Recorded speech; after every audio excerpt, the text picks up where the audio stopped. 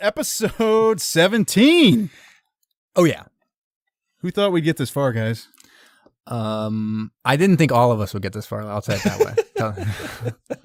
I thought some people would be ejected out of some torpedo tubes by this point. No, we're all here.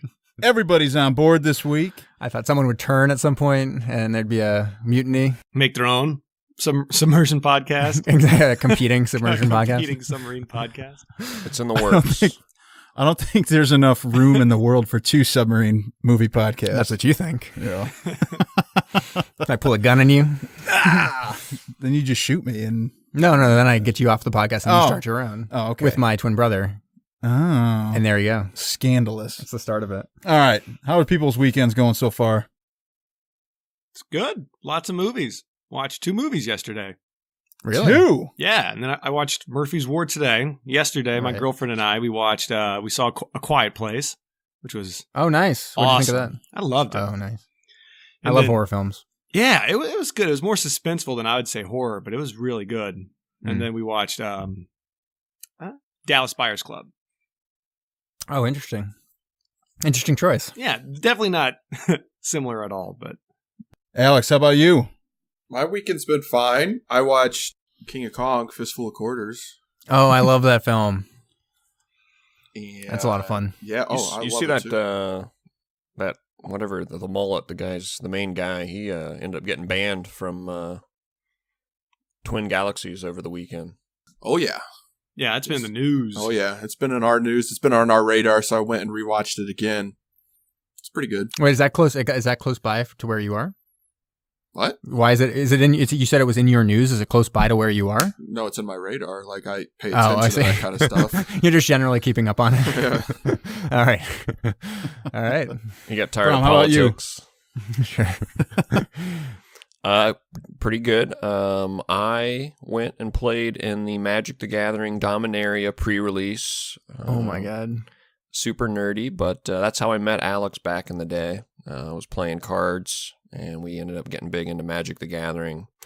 And I'm still into it, and this it's been 15 years now, and they've gone back to the home plane, where the game sort of started, and it's referencing all the old cards, so it was really cool. I made a note ahead of time. I really wanted to play in this one to see all the old cards sort of get reimagined.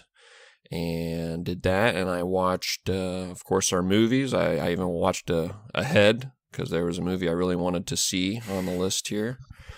Right. But no spoilers, so... Did you do that on purpose or on accident? What's that, watching a movie ahead? Yeah, because when you were texting about it, I'm like, oh man, I hope Brown watched the right movie. No, I was looking forward to... Wait. I thought we were watching Top Gun. Yeah, we did watch Top Gun. Okay. But we generally just watch Top Gun every week. No, it was intentional. I watched the movie that we're reviewing tonight. Goodness, our time frame's all thrown out. I think I watched it right after we finished the last podcast. Wow, you're always so far ahead of everyone else. We're all like watching it like hours before. I watched it this morning. I've just telling kind of learned Jamie- my lesson, because you just never know what's going to happen, so I don't want to miss out. So I want to get it out of the way almost. There you go. Yeah. In case I text you like, guys, podcast this week in 30 minutes. Bringing it back to that Magic the Gathering, each time I think that that I'm the biggest nerd alert, since I'm the brain on this podcast, you guys correct me. Oh yeah. If we ever get like a web page going or anything with like photo galleries and stuff, I can post my world on there. It is a nerdy abyss. Great. Starring Ed Harris. Perfect.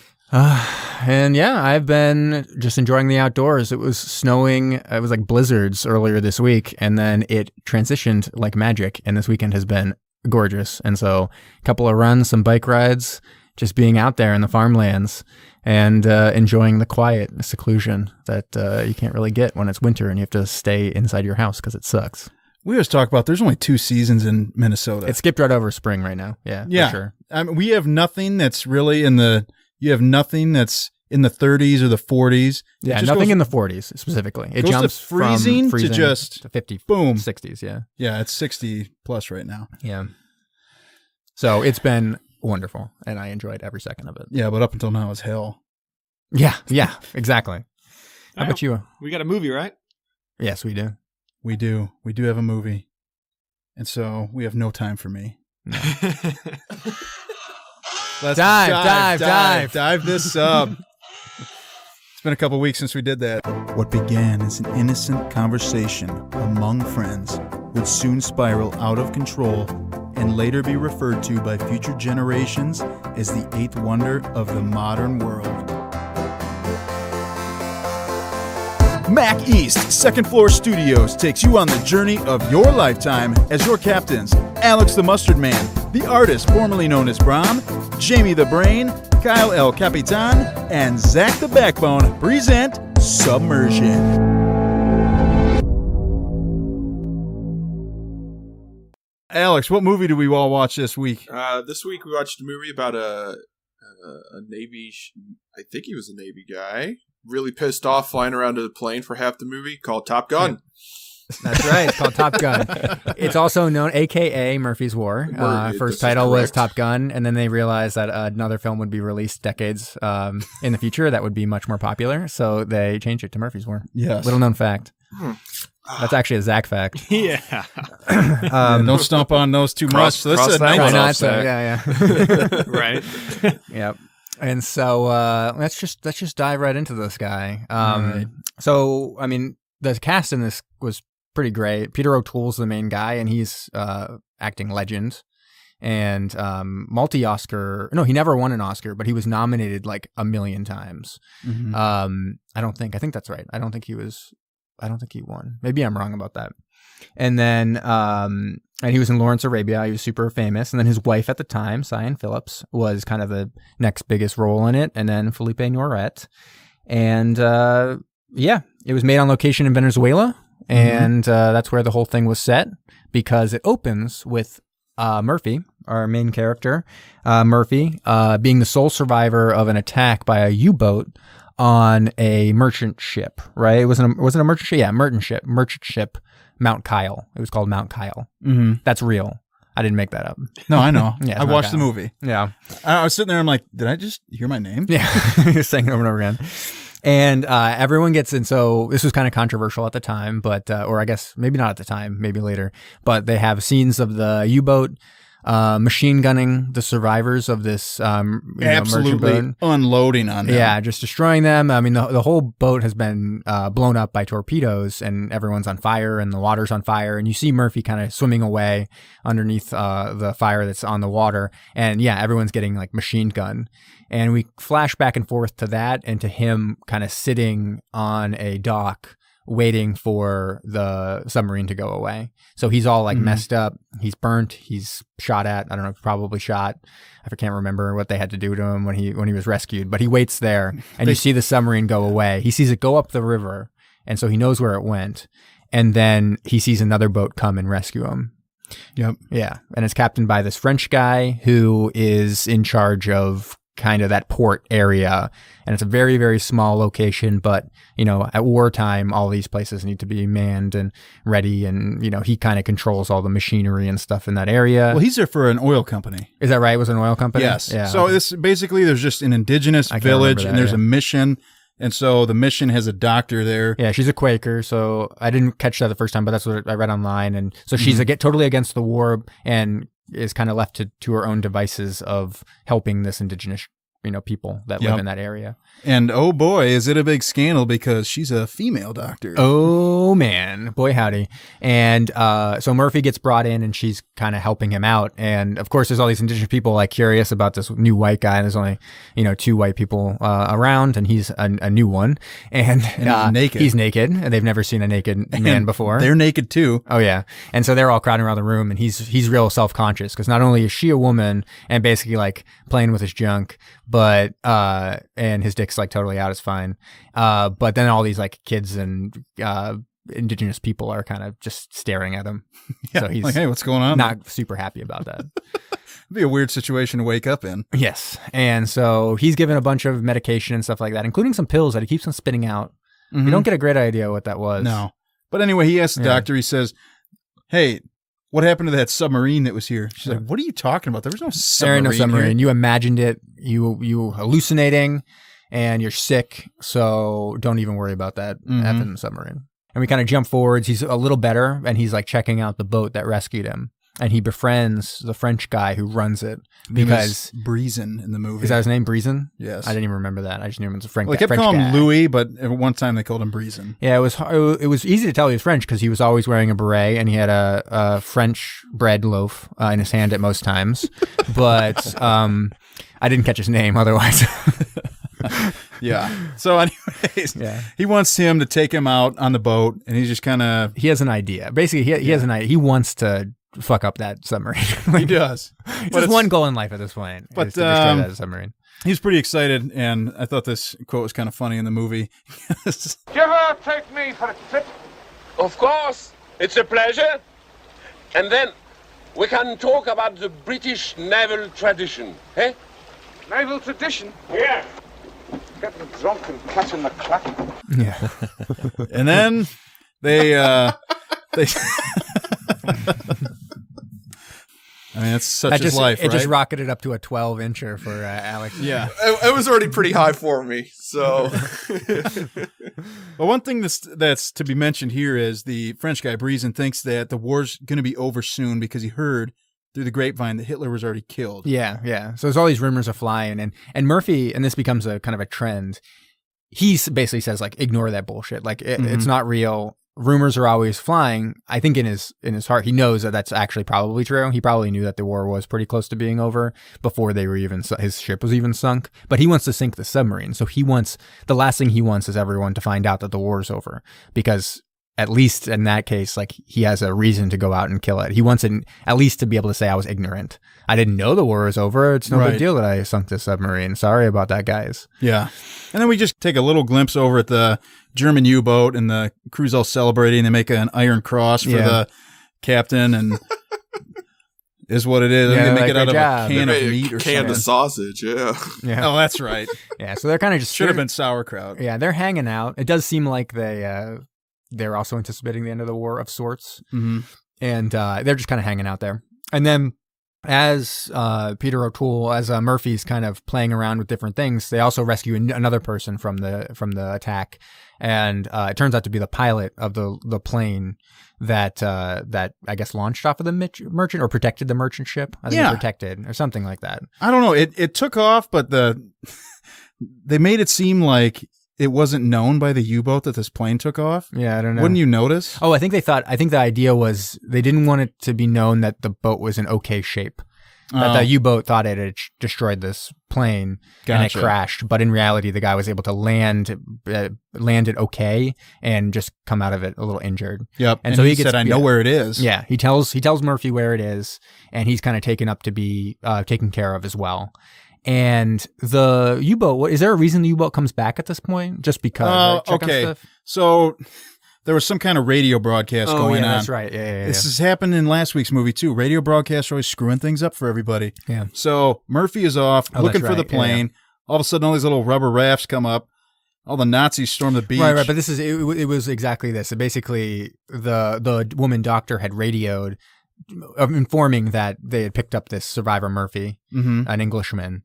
It turns out to be an Irishman, but it says an Englishman, and that, they're going to have to, figure something out with him. And so that, the Nazi boat comes back to find this guy. Now, in the meantime, they found this pilot as well. So they come in and they're kind of storming the area, not killing anyone, not really doing much, but they basically keep on asking where this Englishman is. Right. And they go up into his room and they kill him. And at the same time, the Englishman, the pilot, kind of hides his jacket.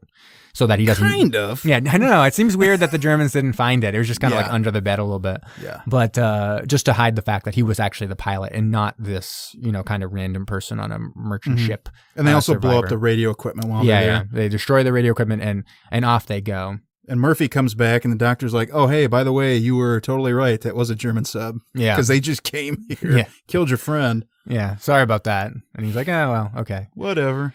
The friend is not so important. What's important is I found this plane and I'm ready to fuck this up. Now, this is crazy scene happens now where he fixes up. They have basically like a musical montage of sorts where they're like, fixing a plane, best friends forever, and then high-fiving all day. And take off. Yeah, and so they fix up this plane and they put never it into the water. before. And what's crazy is, and you'll see it in the things in the trivia or whatever, is he was really doing that. Peter O'Toole was doing that. Was he seriously? Yeah, not when like the flying scenes and stuff were green screen when he was actually like flying around and they were doing like really close calls with trees and buildings and stuff. That was all like stuntmen and green screen and stuff like that. Okay. But the taking off scene where he's trying to take off. Oh my that's gosh. Fucking Peter O'Toole, one of the greatest actors like alive. I was wondering who was doing that because I'm like, man, that pilot's got to be pretty good to take the abuse of the waves.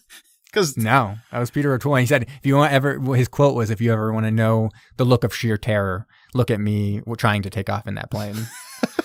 It was unreal. Yeah. And then this crazy. flight scene went on for 10 minutes so long. straight. Yeah. In an hour 40 film. Yeah, they may as well have been like boom. Gotta get to us, feature length. Yeah. Come on.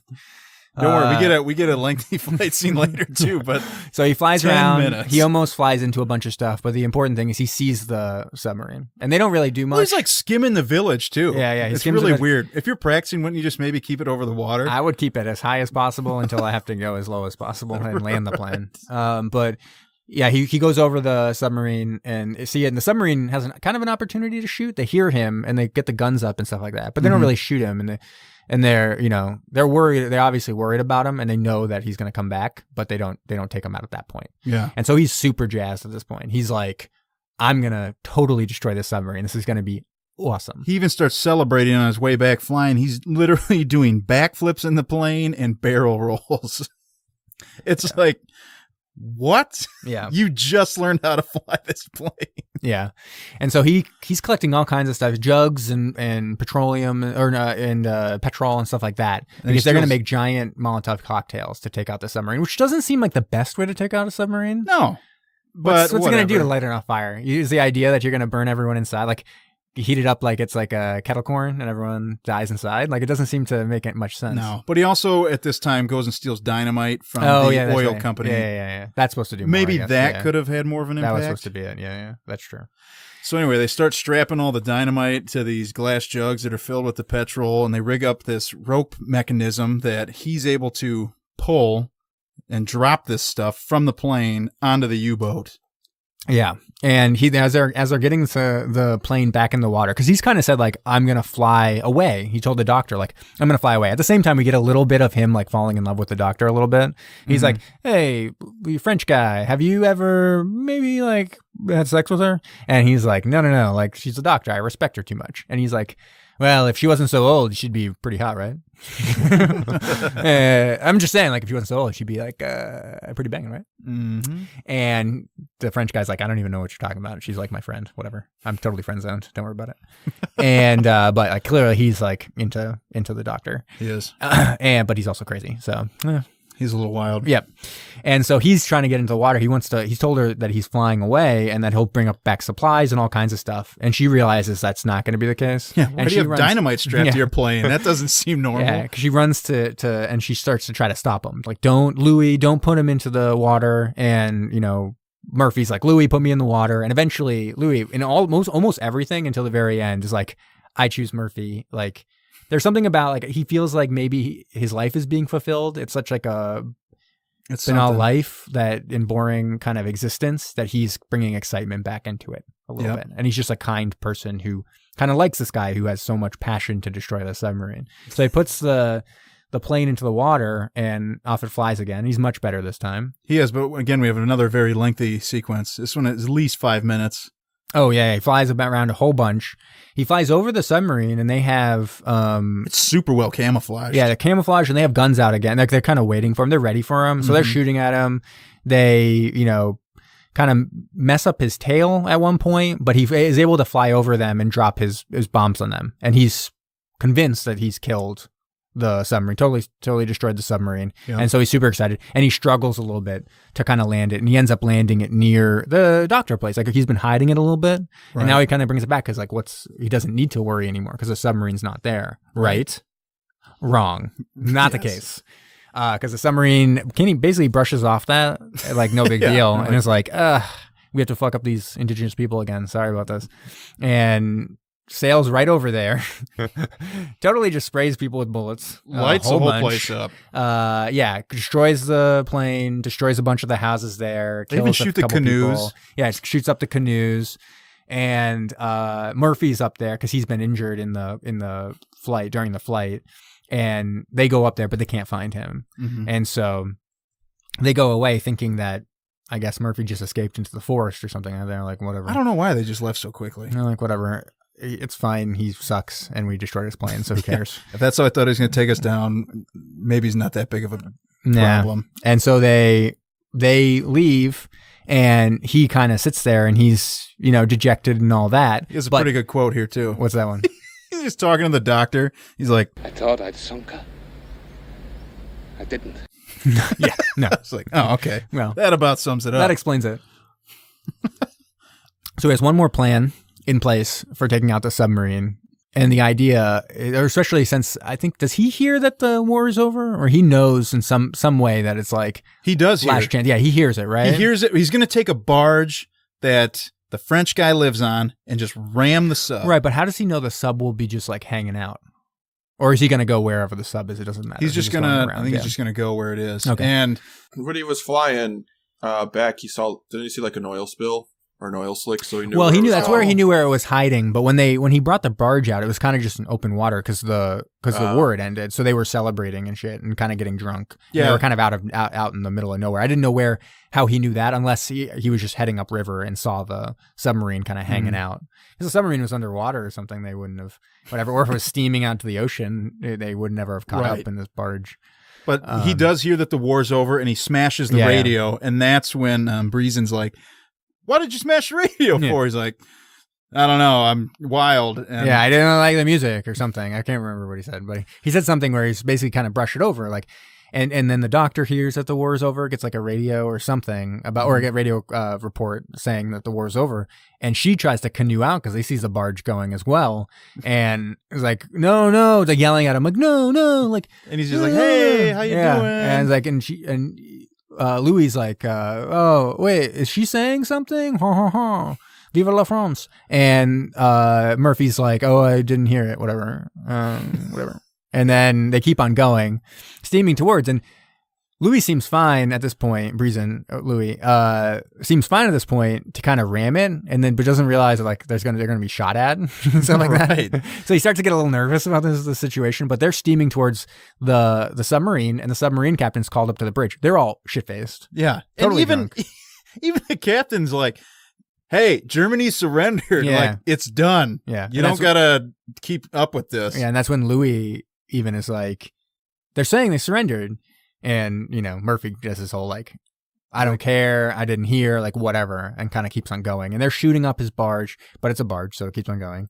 And then... Well, the thing is, also, he said that, when they shoot at us, it's just going to bounce off. But they're just lighting up the whole bridge. Yeah. I mean, there's bullets flying everywhere. I don't know how neither one of them got taken out. Probably should have been hit once or twice. Yeah. But they steam towards it, and eventually the German captain's like, fuck, okay, dive, guys, whatever. Mm-hmm. And then they dive, and just at the last moment, they're able to dive far enough that the barge isn't, low enough to actually clip it at all. Mm-hmm. And then, so he's like pissed. Murphy's pissed. And then they look back, and there's something's going on with the water. And they're like, what's going on? And Murphy's like, it looks like they're blowing their ballast. So, and they're not rising. Like, they must be stuck. Are they stuck? And that's what's the case. They've basically sunk into the mud. And they are not going to get out. They can't. Yeah. So, and Louis, of course, is like, kind of being like, oh, that's really kind of sad. A bunch of people are going to drown down there because they've stuck their submarine. But Murphy's not done because they had a torpedo shot at them. I forgot to mention that. Yeah. The sub did shoot a torpedo at them. It missed them and hit the beach. Which was also kind of garbage because he's like, if we maneuver fast enough, you're in a barge. Yeah. You're not going to be able to maneuver. No. And also, sometimes we see these things where it's like the torpedo just has to get close enough sometimes and then it explodes. Well, that could be remote detonate. Sometimes it bounces off and like no big deal. This one just came close and then Very missed them. close. Yeah. And then it went up on the beach. And so Murphy goes over to the beach and he's going to like hook up this torpedo With the crane. With the crane. And Louis doing this thing. And he's just like, this is it. And this is when you see him at his breaking point. He's like, I'm not doing this. Leave them to die. It's just, they're going to die. It's very sad. No matter what you think, it's not even war anymore. You're not at war with them anymore. Like, just let them die in peace. Why do you have to blow them up too? And at some point, Breezen even says, the war's over. Yeah. But Murphy says, But then you hear that the war is over. There will not mine. The war is over. Murphy's War. They're talking about Murphy's War. Yeah. I think. I wish he you would guys- have just said Murphy's War Yeah. isn't. So at least you get the title of the movie in dialogue somewhere. That would be great. And he just speaks in third person out of nowhere. Yeah. It's Murphy's War. They'll make a movie about this someday.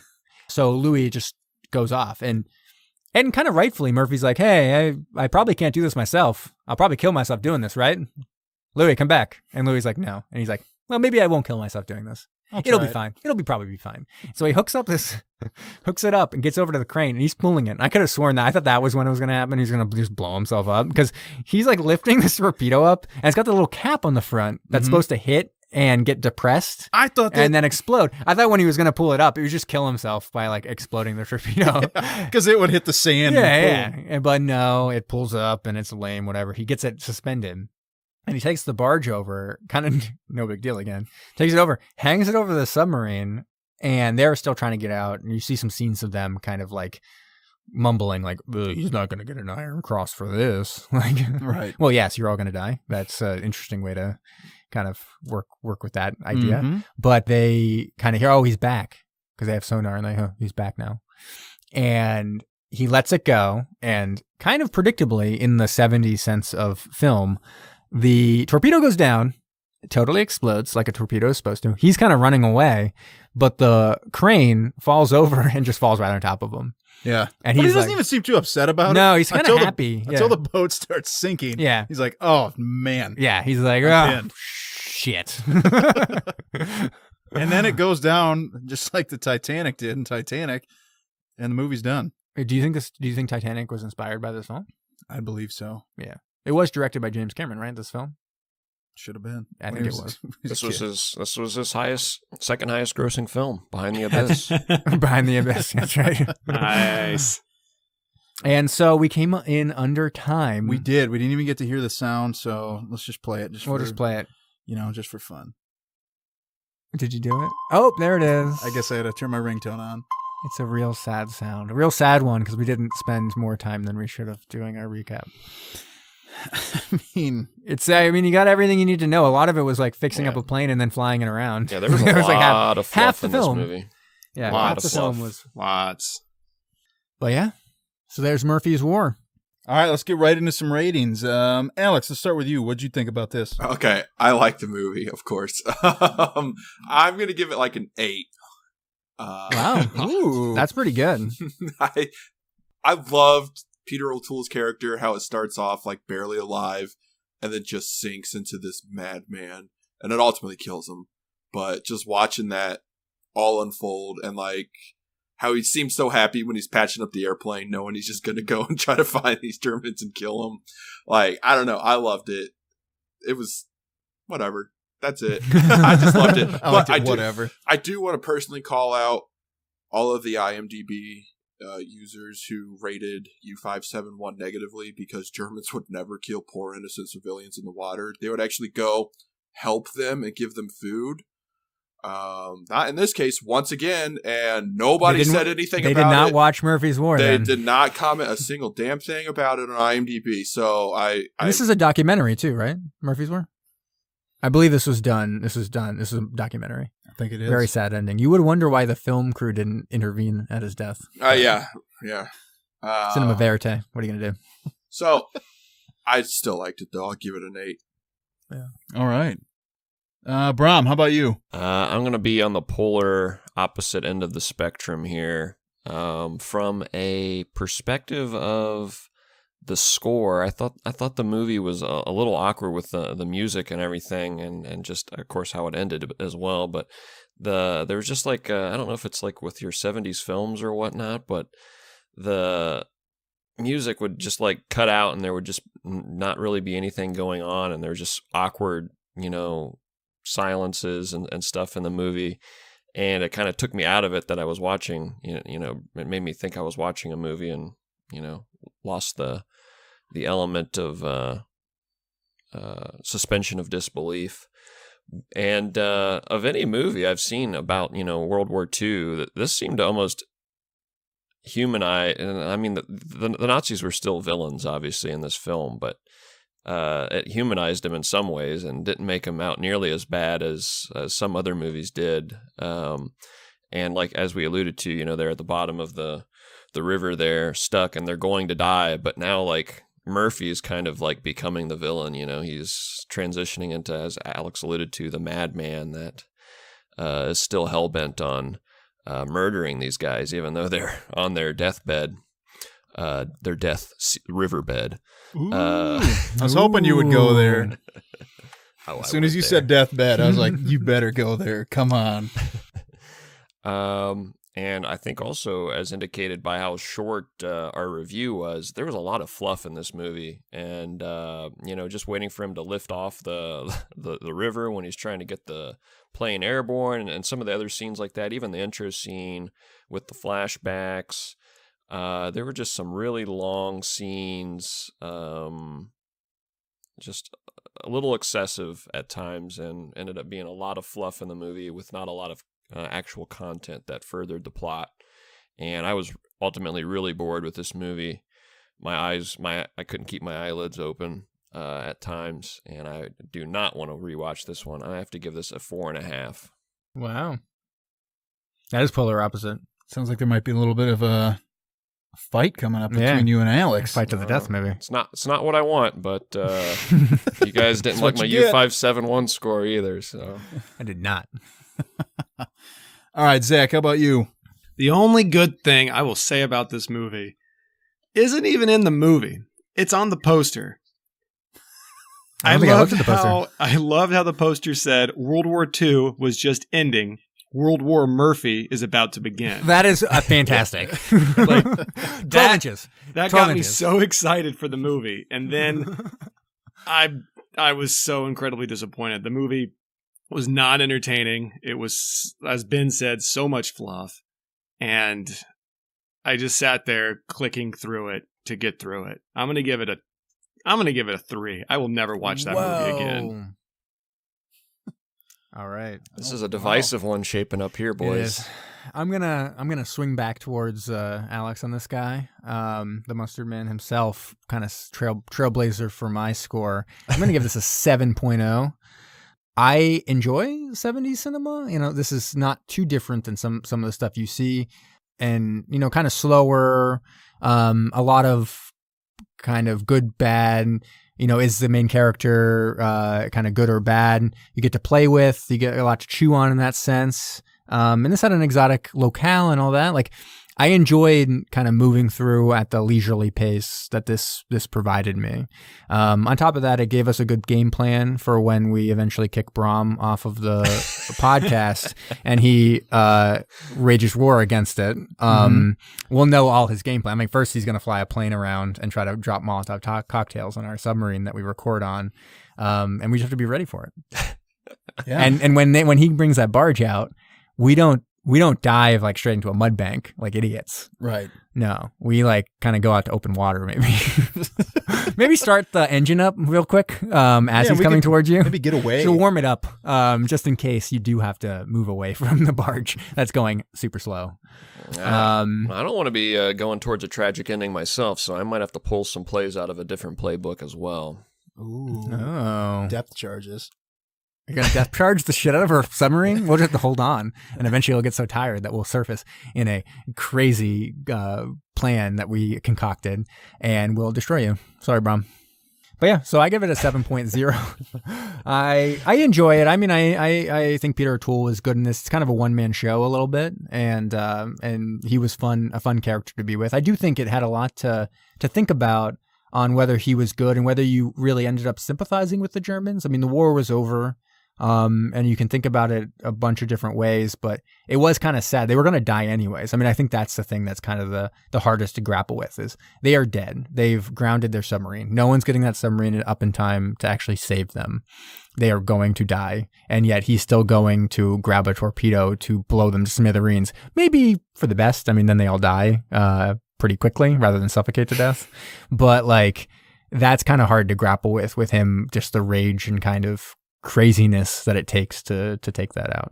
So kind of interesting to think about those kind of things. It is. Yeah. For me, I mean, it's kind of similar, I guess, to what a lot of people said online. There were things I liked, but this is marketed as a sub movie. Right. It's kind of a sub movie. It's more of a plane movie. Well, it depends. I mean, the sub is one of the main subject enemy of the film. Yeah, it's the main enemy, I guess.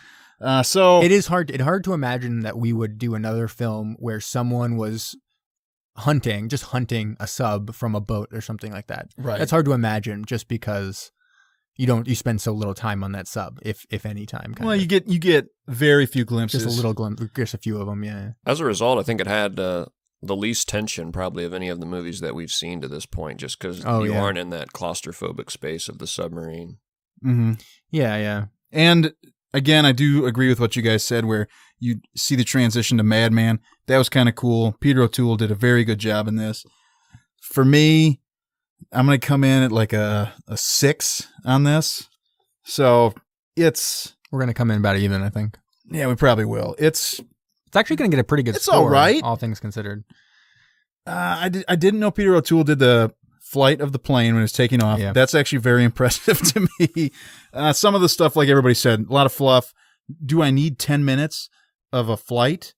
Whereas just skimming the village multiple times? No. Yes. Oh, sorry, what? Oh, yeah. And then, I mean, some of the stuff was cool. Yeah. I do wish we did spend more time on the submarine because we got only one gratuitous dick shot the entire time when the German submarine captain, as they were once they were stuck in the mud, and everyone was like, oh, he's not going to get an Iron Cross with this. He's like, well, how about this Iron Cross? And he pulled it out. And I was like, great, thank you. I mean, he's about to die, so it's not that interesting now of getting to see it. But, yeah, fine. Better late than never, right? That's true. Yeah. And then he was like, down periscope. Am I right? Everybody's like, what are you talking about? He's like, down periscope. All right. Let's keep rolling along. You got trivia? Oh, I got trivia. There's actually a bunch of trivia for this guy. I was surprised. I thought this was like, I don't know if it was actually a well-known film and we just didn't realize it, or I don't know. But I had a bunch. Okay. So there was only one proven case of a U-boat intentionally machine gunning survivors during the whole of World War II. It was not a policy of the U-boats. I'm not sure. I don't think they would explicitly spell out that being his policy. I'm just going to say that real quick. It'd be a really hardcore policy to put on paper. Be like, actually shoot survivors. I'm going to write that down right here. Yeah. But use a pseudonym to pen this. So the only proven case was U-852 under Commander Eck. It was not carried out with any malice. I mean, there's really, this trivia was trying to like really make it okay that he did this. It's so weird. He's like, wasn't carried out with malice. It was on a mission where secrecy was paramount, and so they sunk a ship and then killed the survivors so they wouldn't report the ship. Fine, whatever. But the point is that Commander Eck was tried and executed for the act after the war. Question, would he have been if they lost the war? Who's to know? But anyways, I'm going to be honest. This is probably not true. Probably was not the only case of a U-boat gunning survivors. I mean, while we were watching Run Silent, Run Deep, even in the book that was based on, the author talked about gunning survivors because they were worried that the survivors of a submarine would then man another submarine and kill them later. So you were killing them. It's like, I'm sure on the Japanese side, on the German side, even on the U.S. side, I'm sure survivors were gunned. And to claim that like there was no other reported cases of it is probably pretty ridiculous. And then you even say in the book for Run Silent, Run Deep, they're like ram those lifeboats. Yeah, they were ramming. That was the thing. They didn't. I guess they didn't shoot. Maybe that was the thing. Maybe they didn't shoot many survivors. Just ram. They just rammed those lifeboats. I don't know. Okay. So I thought that was kind of an interesting trivia, just from the point of view of like what we've already seen in other movies and stuff like that, and the fact that they kind of got some heat in this film for having that as part of it. I don't know if at the time, I don't know what the reason why people would get upset at that depiction in the end. I don't know, whatever. Who knows? So stars of the movie, Peter O'Toole and Sian Phillips. They were married at the time of this film. They had previously appeared together in the 1969 film Goodbye, Mr. Chips. And they divorced in 1979 because love is dead. And then number 3... Yeah, because they made this movie together. Yeah, probably because they made this movie together. Like, you were crazy. That's who I am. I'm just showing myself on camera. And it was 8 years later. Yeah. When he finally blew up the submarine, then she was like, okay, divorce. I could handle it when you weren't actually blowing it up, but now that you blew it up, what do we have? Peter O'Toole performed most of his own stunts for the movie. The story is that after doing all the stunts for Lawrence of Arabia, he swore he would never do it again because of all the injuries he sustained. But he was convinced to do it for this one, including the flying of the plane for this one. All right. So the part of the U-boat was played by a Venezuelan submarine. It was the former USS Tilefish, so a former U.S. submarine, SS-307, which, if you look up, had like a kind of a ridiculous record. It was crazy. It went on so many tours. And then the floating crane was also a former World War II tank landing craft. So they kind of retrofitted it to make it look like just like a barge, but that was for tanks landing during World War II. And then Paramount wanted Robert Redford to play the lead. Warren Beatty was also offered the role, but he was asking for too much money. And actually Siân Phillips was already cast, and so she kind of pushed her husband to end up being the lead in it. Yeah. In 1969, Frank Sinatra and director Burt Kennedy were also planning this as Sinatra's starring vehicle. So it would have been Sinatra in the lead role. They ended up Frank Sinatra settled on Dirty Dingus McGee instead. That's the name of a film. Dirty Dingus McGee. What? That's for real? That's a real film. Dirty Dingus McGee. I don't think it has a submarine, so we can't watch it. We can't watch it for this podcast. But maybe just watch it in general. Just in general, maybe. I'm sure it'd be very disappointing. It's probably not. I mean, we probably would have heard about it if it was quite good. Dingus McGee. Yeah, doesn't sound great. Not a great title for a movie that you want to get some people in the seats. Yeah, you guys want to go watch Dirty Dingus? I'm seeing this movie's coming out. Dirty Dingus McGee. Anyone down? Anyone good? No. Okay. And so Frank Sinatra is a singer turned actor. He was obviously a famous singer, but also acted a whole bunch. So which of these other singers turned actor would have been a good fit for Murphy's War? What about Elvis? What are we thinking, guys? What role would Elvis play? Oh, man. I have to put Elvis as just a random indigenous tribal person. It's a good idea. I think late Elvis, he could have been Louis. Mm-hmm. That would have been pretty funny. What about Madonna? Madonna as Siân Phillips' part, as a woman doctor? I could see that. She'd be a pretty sexy Quaker doctor. Quaker doctor. Been like, for real? You're a Quaker? What about her as the Nazi captain? She's like all in like black leather and all that. See, if this was made in like the 2000s, 100% that happens. Sounds like Brom's kind of got it in for Madonna right now. I think he might have a script already written for this. What about LL Cool J? Oh, main ladies character. love Cool James. Yeah. Are we back on the Anaconda cast? The whole well, actually, the next one's also in the Anaconda. Was LL Cool J in Anaconda? No, Ice Cube. So. It was Ice Cube? Okay. We just delved into some racist stuff here. Let's just deal with this and move on. But yes, that was Ice Cube. Okay. The Ice Cube. All right. So LL Cool J, he'd be good as Peter O'Toole, I think. He couldn't outdo Peter O'Toole. You better believe he'd be doing his own stunts because the ladies love him, and they love him for a reason. Because when he was in Rollerball, he totes did whatever they did in Rollerball. I forgot about that movie. They definitely did those things, and he was ready for this. I think ready for getting in that plane and flying it. Yeah. Imagine if they crashed it and died. You're like, oh my gosh, we probably shouldn't have asked him to do his own stunts. What about J-Lo? Now that's an Anaconda actress. Yeah, J-Lo. Ooh. J-Lo would be also very good as the doctor. Yeah, for sure. I wouldn't I'm want just her imagining as her real quick as a doctor. It's pretty good. I wouldn't want her as really anybody else though. No, probably not. What about Mark Wahlberg? Ooh, he'd be a pretty good Murphy. He would be because he'd be kind of tough. crazy. It'd be tough for him to, I think, be like to show that he's truly. Has he ever had to play like a crazy person? I guess in Fear he was kind of like a weird stalker, but like.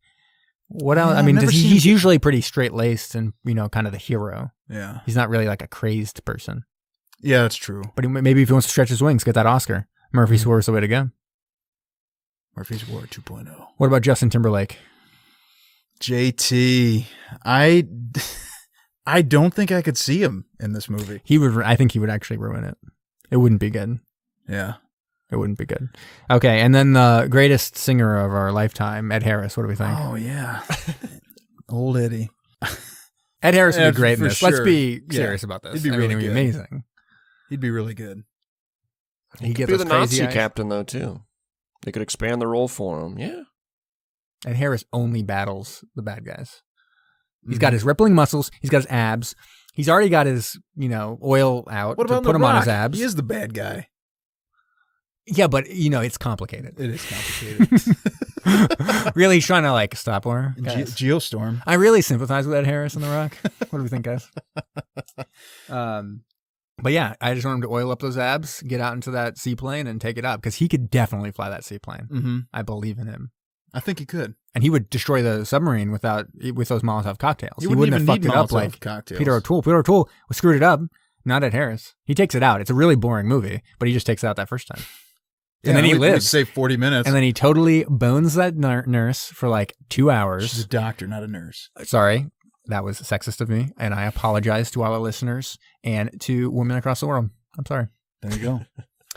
And he would totally bone her, and they would live happily ever after in an equal partnership, because that's what marriage is. Wow. Yeah. Life lessons. There we go. And so, to finish up my part, let's take this to the Phantom Zone. Ooh, let's see. Engage the Phantom. Phantoms engaged, sir. So this is a hard one. It's got a little limited cast, but Ingo Mogendorf. No way. Ingo Mogendorf plays one of the German submariners. Oh, okay. Submariners. Sorry, submariners. I thought this was going to be just a random indigenous tribesman. No, they what? did not get credits. It was a different time. German submariners vote. Just the year before, he was in the Mackenzie break, where a bunch of German prisoners of war attempt an escape from Scotland via submarine. That film featured Brian Keith, who was also in The Russians Are Coming, which is a comedy about a Russian submarine coming ashore in Maine. That features Theodore Bikel, who was also in one of the classics, The Enemy Below, which is, one of the big ones that we still have left for our series. That features Biff Elliott as the quartermaster, and he had a minor role in Torpedo Run, starring Ernest Borgnine. And we know how that happens. Ernest Borgnine has been a major part of a lot of these Phantom Zones, because he has been in at least 3 submarine films, because he clearly loved submarines for some reason. Mm-hmm. And for some reason, I mean for all of the reasons, because we also love submarines, and everyone should. All right. Yeah, that's Phantom Zone. Nice. The Phantom Zone. It can always be done. Oh, easy. I mean, as long as it's not Stinger, it can be done like a normal. Unless you're a terrible movie that's complete garbage and shouldn't exist, then it can be done. Okay. Stinger reference. It's subs. Worldwide. So, the submarine in this movie, as Jamie alluded to earlier, is not an actual U-boat. It is a U.S. Ballo-class submarine. Yeah. And to our faithful listeners, you might say, Kyle, you've already done that one. Well, I know. Yeah, So we I'm know not that. going to do that one. We know that, okay? Mhm. Get off our back. And as you talked about, Venezuela allowed Paramount to use this sub for filming, as they had it in commission from 1960 to 1977. So instead, we're going to cover a U-boat that has actually recently come up in the news. Yep. The Type 21 class. Time to step all over Mustard Man's segment.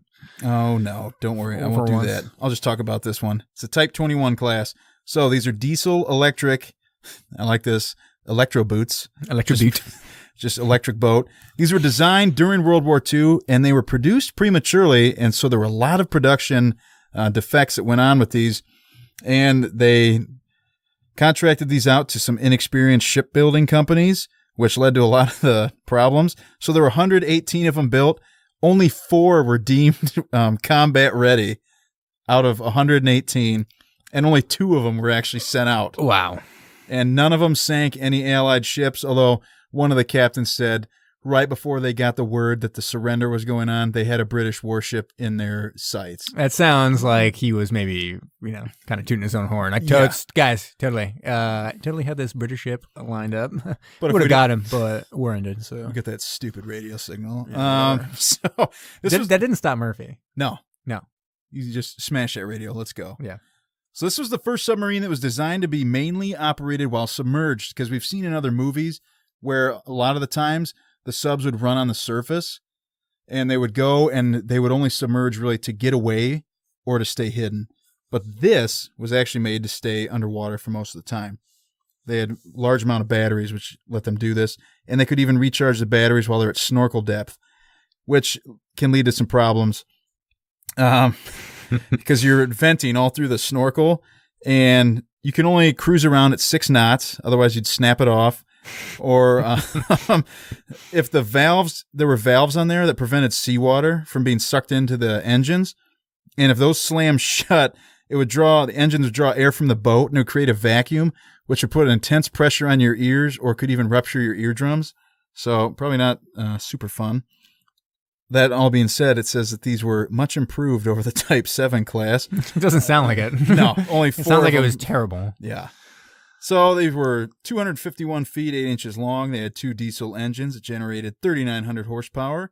The electric motors generated 4,900 horsepower. Boom. So it's kind of weird. They can go faster, for a time frame like this. They can go faster while they're submerged. So on the surface, they can cruise along at 15.6 knots, 18 miles an hour. Submerged, 17.2 knots, or 19.8 miles an hour. What? That's really fast for submerged, right? Yeah. Yeah, wow. And while they're submerged, they can run silently at 6.1 knots, or 7 miles an hour. Wow. So the range on these things, 15,500 nautical miles, or 17,800 miles at 10 knots, or while submerged, 340 nautical miles, or 390 regular miles at 5 knots. So you'll be cruising along for a long time. It's not insult nautical miles and call them regular miles. I didn't. You said regular miles. You said the other our miles that we use in our day-to-day life were regular miles. They're just miles and nautical miles. They're equal standing miles. That's true. So anyway, test depth was down to 787 feet. Crew carried 5 officers, 52 enlisted men. And because these were, on a lot of the older submarines, we see that they have a lot of deck guns and that type of stuff. These didn't have as many. So they had 6 21-inch torpedo tubes. They held 23 torpedoes, or you could have 17 torpedoes and 12 mines. But on top, they did have 4 flat cannons, which are probably more commonly referred to as flat cannons, but they're anti-aircraft guns. And so after the war, a couple nations got their hands on these, and France, UK, Russia, and the U.S. use these for testing like the equipment and that type of stuff, or weapons testing. So you just send it out somewhere, you blow it up. Right, like in down Periscope. Right. They were sinking the submarines. Yes. And so the U.S. did that with one of them, but on the other one, that they ended up scrapping, President Truman actually went on it, and the sub dove down to 440 feet. Wait, is he the only... other presidents have submerged? Is he the deepest diving? I'm not sure. President? I haven't looked that up. Might be something to figure out. Yeah. And then we can, eventually get elected president and go deeper. Mm-hmm. We just need to know that when we get elected, we know exactly what to do day one. Day one. So what are you going to do? I'm hopping in a sub and we're going to dive really deep. Truman went 440. I'm going 441. Yeah. Let's go, guys. And so there's actually a lot of wrecks of these out in different places. So there's one that's 70 nautical miles west of Key West, Florida. This is the one that they blew up for weapons testing. It's 213 feet down, and divers can actually visit it. You have to be experienced due to the depth. There's 4 off the coast of Northern Ireland. Germany was actually able to recover one that was scuttled, and that's the only surviving one, and it's on display in Bremerhaven, Germany at the German Maritime Museum. Road trip. Yep. We're driving there, guys. We'll pick you up on the way in our submarine car. All right. The car transitions to a submarine. It's just going to take us several months to cross the Atlantic. Yeah, it probably will. We can document the journey and our deaths. So this month, actually, April 2018, one of these was discovered north of Skagen in Denmark. And that's it. That's Subs Worldwide. And that one's probably filled with Nazi gold. And yes, time to get our hands on it. This is a real... Has anybody seen Black Sea? We know what's going on those subs. This is going to be kind of like a heist movie, like Italian Job, but with like getting gold off of a submarine. But we'll use submersibles. Yeah. Maybe there's like frozen Vikings down there too. Almost certainly. Are we kidding? Like frozen zombie Vikings. And like then we steal the gold and we sell the rights to HBO. This is where we just hear him typing in the background as he's writing out the script. Wasn't it James and the Giant Peach where they go underwater and those Viking zombies? Don't remember because that was released decades ago. Get Madonna on the phone, damn it. Yeah.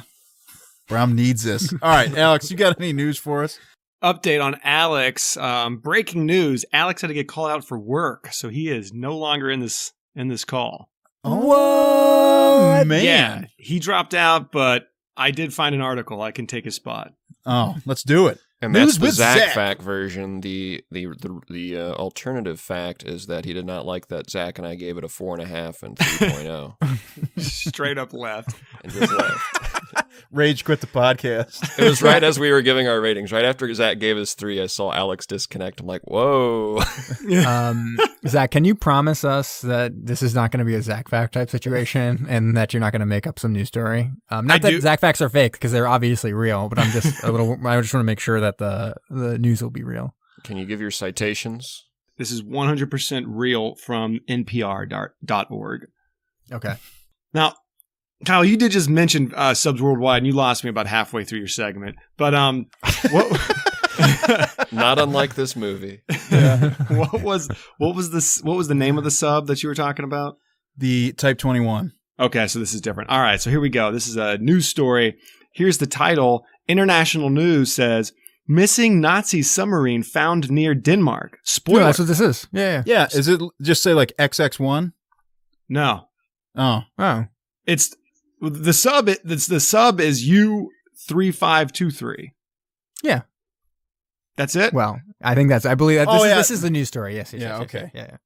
But did you describe same this? News story. Yes, this is the same. This is the sub that he just described, but he didn't really describe in detail the news story. So keep going. This is perfect. So it's connected. All right. Well, spoiler alert. Hitler was not on this because allegedly that is not theory. confirmed. That is not confirmed. We are not breaking that news. Hitler was probably on that submarine. Continue. TMZ is still investigating. Yeah. Well, I guess so. The rest of it is the fact. I mean, so they found the sub, and all 58 people were dead, and one would assume, yes. But yeah, they're just living there. Like, is the war still going on? It's just one of those. Yeah, it's one of the subs that they're talking about. That when the war ended, they just hauled ass, and there was rumors that Hitler was on there as well. So wow. Well, it sounds like they debunked my frozen Viking zombies as well. This news story is also these were researchers from the Sea War Museum in Jutland, northern Denmark. So there we go. It would have been amazing if they found people on there and then they were like, we're not from that time. We're actually the grandchildren of the original submariners, and they were able to start breeding with each other without females. That should be some kind of asexual reproduction. No, it's still sexual. Oh, wow. Oh, my gosh. It's just like Jurassic Park. Yes. Yeah. Love it. Yeah. That's again, a new movie. Trademark? Do we trademark this, or what do we patent pending? I'm not sure that's a patent, but Zach's our copyright lawyer. Yeah. So what do we do? What do we say at this point to make sure that this plot about Nazi submariners who have sunk becoming able to turn into females and breed, and then eventually being recovered, and they're an advanced species of humans that then attack the world? What do we have to say now to make sure we have the rights to that? At this time, this is a need-to-know basis, and our listeners don't need to know. All rights reserved. Perfect. All right. Do we have a countdown? We do. Ooh. Here we go. Okay. Okay, I'll try to make it quick here. So as we know, we watched No Murphy's need. War. No need. Let's keep going for a couple hours. We got this. All right, okay. I'll take my time then. Here's the exposition. So as we know, we watched Murphy's War, and I reviewed it pretty low as we saw here, and this is probably my lowest rated movie with a possessive proper noun in the title. Wow. So I know what you're wondering. What are the top 10 movies with possessive proper nouns in the title? I am wondering that. Everybody wonders this. That's what I think of when I'm looking at movies I want to take my wife to. For sure. Top of it is like, does it have punctuation in the title? No, I'm out. Get out of here. You got to have that punctuation. Gots to. So as we know, we've got Rotten Tomatoes scores, IMDb scores, we got Metacritic scores. What about the Brom score? All right. Ooh. So the Brom score combines the IMDb score, the Rotten Tomatoes critic score, the Rotten Tomatoes viewer score, and the Metacritic score, combines them together and averages them out. And these came out to be the top 10 movies with possessive proper nouns in the title. So I need to jump in real quick. I just want to make sure I'm understanding the metric that you've created here as the brain. So did you normalize? You just add those numbers together and then they go from there. Are they all out of 10? Yes. Oh, they're all out of 10. Okay. They're all out of 10. I converted them to 10 where they were not, if they were like on a score of 5. Yeah. I feel like you still got to normalize these things, but continue. Hey, I'm not the brain. I don't need to be doing these things. I can fly by the seat of my pants. It's the Brom metric. That's right. It's the Brom metric. Sorry, I was thinking of the brain metric. It's the Brom metric. I'm sorry. Mm-hmm. But in spite of all that, this is the definitive top 10 list, even though I may have probably forgot 50 or 100 or 1,000 movies that have possessive proper nouns in them. Nonetheless, number 10 is Logan's Run. It's a 1976 sci-fi flick where everyone dies at 30, and the Brom score is a 6.5. That's pretty good. So when you get to 1, I'm going to guess it, okay? Okay. I have an idea. I'm waiting for it to come up. And I've got one that I'll really let you do the hope top shows 3 up. when we get up there, okay? Okay. Yep. All right, number 9, Charlotte's Web, the 1973 animated version, came out to a 6.63. I enjoyed that one as a kid. I'm surprised it was that low. Yeah. Talking pigs and spiders and stuff. It's great. People love that. Yeah. It's real Number sexy. Number 8 is The Devil's Advocate, 1997 Al Pacino and All Keanu right. Reeves film. It's number 8. Wow. Okay. The Brom score is a 6.65. Wow. Number 7, Charlotte's Web, the 2006 live-action film. Oh, get out of here. The animated version, much better than that. Yeah, well, Dakota Fanning has something to say about that. No, when it's live action, it's not as like, it's not as beautiful and sexy as when it's animated. When it's animated, you can really get into it, you know? Well, it only won by 5/100ths of a point. It has a 6.68. That's pretty good.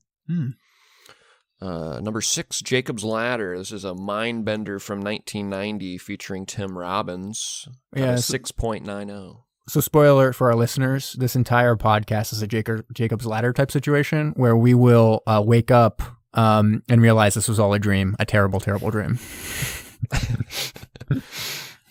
I think that's Jacob's Ladder. I'm pretty self-aware of that right now. Pretty self-aware. It's one of those dreams where you're able to control what's going on. A lucid dream.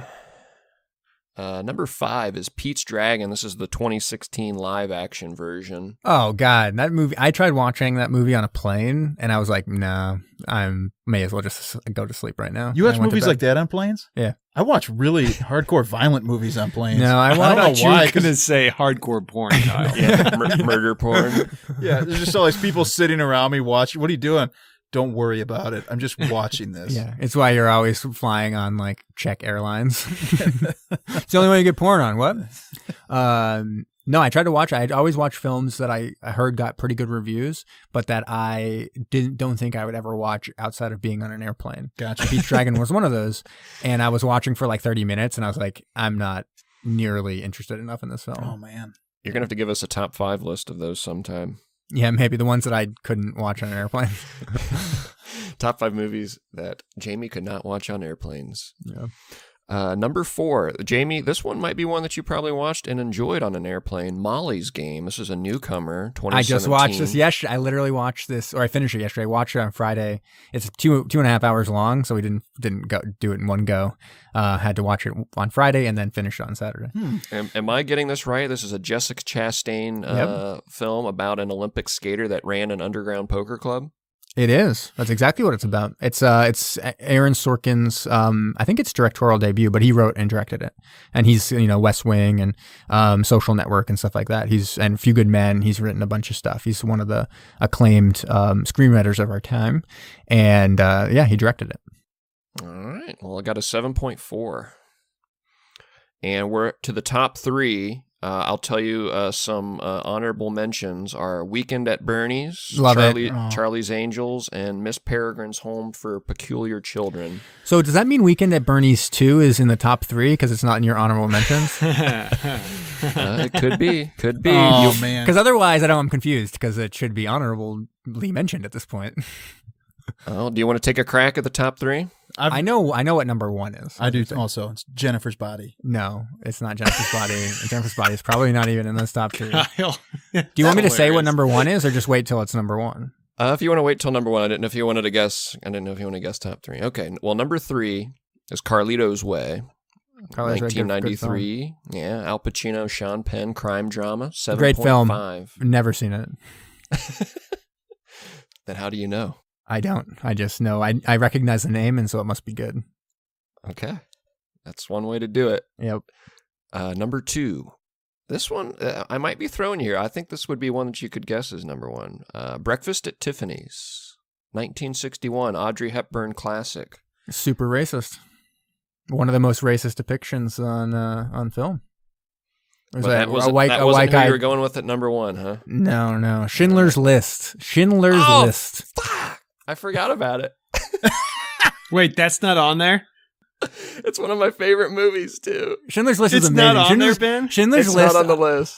Schindler's List is one of the movies where I remember I watched it. It's a very it's tragic and all that. Like, it's just a very tough film to watch. And I remember watching it just gripped by the entire thing and coming out and being like, that's rated like the number 3 greatest film ever made. And I was like, it's underrated. It's fucking amazing. Oh, man. Yeah. I already said this is the definitive list, too. Yeah, well, next week it'll be version 2 of the list. Updated. You're going to have to do an addendum to this. But number 1 is pretty darn good. Number 1, by a long shot on the list here, by the way, got an 8.5. And number 2 was Breakfast at Tiffany's, had a 7.63. So there's almost a 1-point jump here. Rosemary's Baby. Oh, I love Rosemary's Baby, too. That's a real good one. 1968 iconic horror film. It is. Ooh. It's a fun film to watch. It's interesting, too, just from the point of view, again, of like kind of 70s. What, is it from the 70s? Is that what you said? 1968. 68, yeah. So late 60s, early 70s. And kind of, I don't know. It's not necessarily what you would expect from a horror film. It has kind of a weird scene with the devil, like in depiction a little bit. Like it shows her having sex with the devil or getting raped by the devil, I guess. And that's real weird. Kind of doesn't age super well. Mm-hmm. But the film otherwise is pretty great. All right, guys, that was my indefinitive list of the top 10 movies with possessive proper nouns. Love it, Ben. You Ben. did miss one of the greatest films ever made.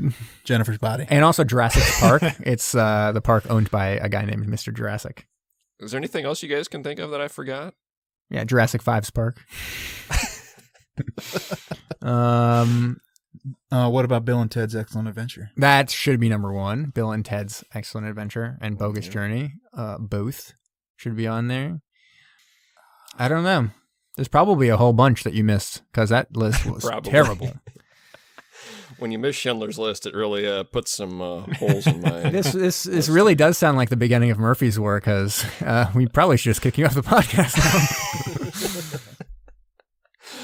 now. My bad, guys. Well, at least we get to pass it over to the best segment of the show, what we have recurring viewers every week tuning into, Zac Facts. Zac Facts, it's Zac Facts. When you're going down, get some Zac Facts. When you're going down. You guys hear it? Are you ready for it? I'm not. I don't think I'm ever ready for it. Zac Facts. Here we go. Murphy's War. Zac Facts. We got 5 facts. Great. And that's it. It's good. Good number. Number 1. The water from the opening credits was imported from the Pacific Ocean. Wow. Fact. It's interesting. You could tell it was just bluer Yeah. than Colder. most of the other water. It is an interesting Yep. choice since it wasn't meant to actually be in the Pacific Ocean, nor was it filmed there. But yes. Exactly. Yeah, interesting. That's why they wanted it to be even more exotic than what it was. Yeah, I can see that. Number 2. Originally, the movie was called Murphy's Quest to Find the German Sub, Up the River, and Win. But this was quickly changed. I like that. That's a great title. Although Murphy's War is pretty good. I feel like they should just make other films titled Murphy's War that's different things. Like Hardboiled Cop, Murphy's War, taking down other corrupt cops, Murphy's War. I still love the freaking poster quote. That you said. Yeah. Dude, World War that- Murphy. I know. World War Murphy. I was like, that's just awesome. They World War II is ending. World War Brom was just beginning. All right, number 3. A remake is currently in development with Jack Black to play Murphy. Great. That's what I'd everybody watch wants that. to see. Do you have the rest of the cast? They haven't hammered out the rest of the cast for that one. He's the only one. That's the only one that's been announced. Maybe he plays all the characters. That's true. It's kind of like an Eddie Murphy and Norbit situation. It's going to be competing against Brom's War depending on when he releases. Number 4. The movie release was delayed an entire year because it had to be reshot. This was because the set was originally designed based on World War I and not World War II. It made a big difference here. Right in that tropical environment. Yeah, the Venezuela area really changed between WW1, WW2. Especially the indigenous tribal villages. They all had iPads by the time World War II. I screwed up that joke. Sorry, guys. I mumbled my way through a joke. This is it. The final Zac fact. Murphy's War is known for having the most casualties on set. This is because the opening scene accidentally used real bullets. Right. So we have this movie. Okay, so Mercy Ship. There are 600 survivors. They all swim to an indigenous village after the first scene. Yeah. All right, strike that. One survivor. Yeah. He gets to the village. We found another one. Write him in. This is a pilot. The Crow is actually a remake of this movie. Zac Fact, number 6. Boom. That's a good Zac fact. Hashtag Zac fact. Tweet us your favorite Zac facts. All right. There you go. There you go. That's it. That's all I got. All Tweet right, them to me. cool. I'll make a list out of it. It'll save me some work one of these weeks. So we do actually have a letter from listeners like you. Is this a real listener or is it one of our friends who wrote it in? It's a real listener. Oh my God. And now it's time for a letter from listeners like you. Came in this morning. Came in It hot? was really funny. I cracked up because I woke up and I saw I had this email from harrykeedle@gmail.com. No. So, I was like, oh man, this is immediately calling me out. So it says, I found this podcast via a friend who recommended it to me. I'm not sure how she found it, but she pitched it to me as a group of guys who love submarine movies and aren't afraid to show it. True. It's a substantial subgenre of film. All these subwords in here, loving it. I haven't been able to find each movie and actually watch it, and getting subtitles are even harder. But thanks to weekly summaries, I feel as if though I have a better grasp on the attempted subtleties of the subjects, even the subpar movies. Good. I'm enjoying them now too. Yeah. And so he said the episode with the interview was awesome. The conditions of being on a sub sounded so harsh, and I have new respect for those who serve on them. He also included a few questions, but I'll save those for when we do our next interview with the Submariner. Sure. Anywho, since El Capitan mentioned an accidental dick moment, from way back in the day. That's a long time ago. Yes. The conditions. Sorry, I just lost where the heck I was reading. I thought I would write in a couple that happened to me recently, so we got one for this week. It says, walking around my university with some guy friends when one of them waved to this girl that was passing us.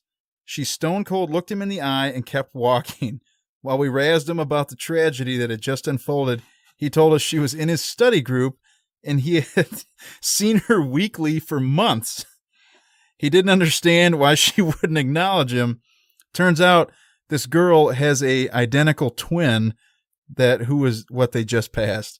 She wasn't ignoring him, but she didn't know who he was. So in this case, she was the accidental dick, right? Yeah. Oh man, That's funny. I was cracking up about that. That was great, listener That's mail. just too good. see, that never happened to me and my identical twin brother because we were just generally dicks, so we were never accidentally dicks. We were Just doing it on purpose. yeah, we were just stone cold stare at people all the time and just be like, no way. At the end of the email, it did also say, P.S. How could you screw up Harvey Keitel? How could you? That's a good question because I do like it when there's questions that we get to kind of answer. So that's a good one. How could you screw that up? I have no idea because I was sitting there looking at it, and it even on my sheet was spelled out Harvey. Yeah. I just read Harry, Mm. and then Keitel. I don't know. It just came to me. You're the best, Kyle. We love you. It's a lie. I like you, Oh, before this, but I don't like you.